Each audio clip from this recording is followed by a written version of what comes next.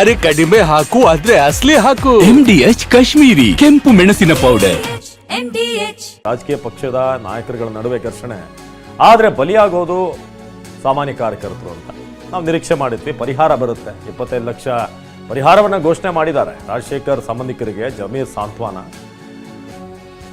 ನಿಮ್ಮೊಂದಿಗೆ ಸರ್ಕಾರ, ನಮ್ಮ ಶಾಸಕರು ಇದ್ದಾರೆ.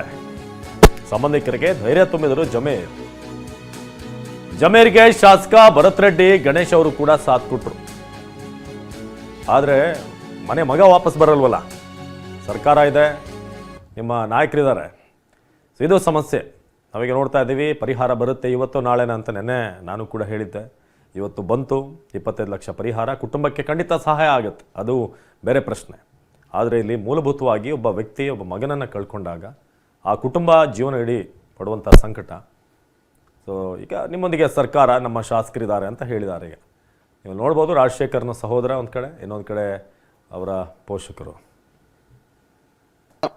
ಮೊನ್ನೆ ದಿನ ಘಟನೆಯಲ್ಲಿ ರಾಜಶೇಖರ್ ಅವರು ನಿಧನ ಹೊಂದಿರೋದು ತಮಗೆಲ್ಲ ಗೊತ್ತಿರೋ ವಿಚಾರ.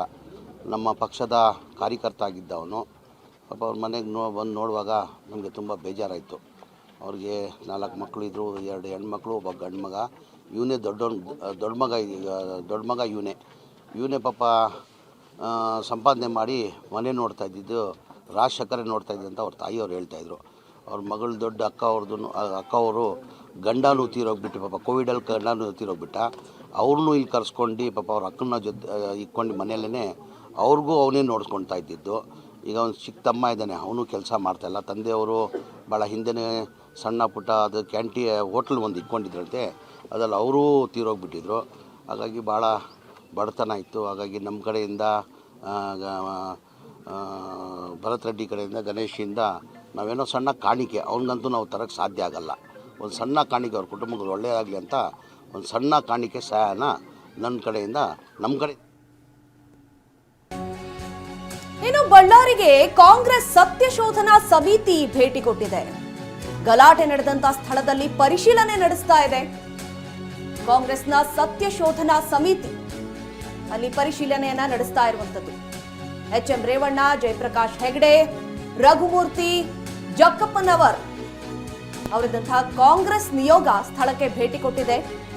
ಹುಸೇನ್ ನಗರದಲ್ಲಿರುವಂತಹ ರಾಜಶೇಖರ್ ನಿವಾಸಕ್ಕೂ ಕೂಡ ಭೇಟಿ ಮಾಡಿದೆ. ಮೃತನ ಕುಟುಂಬದವರಿಗೆ ಸಾಂತ್ವನ ಹೇಳುವಂತಹ ಕೆಲಸ ಮಾಡಿದೆ. ಕೈ ನಿಯೋಗ ಬಳ್ಳಾರಿಗೆ ಅಂದ್ರೆ ಘಟನೆ ನಡೆದಂತಹ ಸ್ಥಳಕ್ಕೆ ಭೇಟಿ ನೀಡಿ ಪರಿಶೀಲನೆ ಮಾಡಿರುವಂಥದ್ದು. ಜೊತೆಗೆ ಮೃತರ ಕುಟುಂಬಕ್ಕೆ ಸಾಂತ್ವನ ಹೇಳುವಂತಹ ಕೆಲಸ ಕೂಡ ಮಾಡಿದೆ.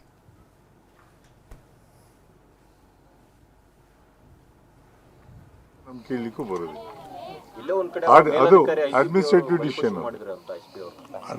ಎಲ್ಲೋ ಒಂದ್ ಕಡೆ IGP ಅವರು ವರದಿ ಸಲ್ಲಿಸೋದ್ರಲ್ಲಿ ಬಲಿಪಶು ಮಾಡಿದ್ರ SP ಅವರನ್ನ ಅಂತ. ಈಗ ಅವ್ರಿಗೆ ಏನು ಗೊತ್ತಿಲ್ಲ, ಕೆಲ ಗಂಟೆಗಳ ಮಾತ್ರ ಅಧಿಕಾರ. ಒಂದು ಮಾತು ಹೇಳಿದ್ರಿ, ಅಧಿಕಾರ ಬೆಳಗ್ಗೆ ತಗೊಂಡು ಸಂಜೆವರೆಗೂ ಇದ್ರು, ಇಲ್ಲೇ ಇದ್ರು ತಾನೆ. ಸ್ಪಾಟ್ಗೆ ಹೋಗ್ಬೇಕಾದ ಕರ್ತವ್ಯ ಯಾರ್ದು, ಇದು ನಿಯಂತ್ರಣ ಮಾಡಬೇಕಾಗಿದ್ದು ಯಾರ್ದು, ಅದ್ರ MDH ನ ಕಿಚನ್ ಅಲ್ಲಿದ್ರೆ ನಾವು ಎಲ್ಲವನ್ನು ಮಾಡಬಹುದು. ಬೆಂಗನ್ ಕಾ ಬರ್ತಾ, ಆಲೂ ಗೋಬಿ, ಭಿಂಡಿ ಮಸಾಲಾ, ಇನ್ನೂ ಬಹಳಷ್ಟು.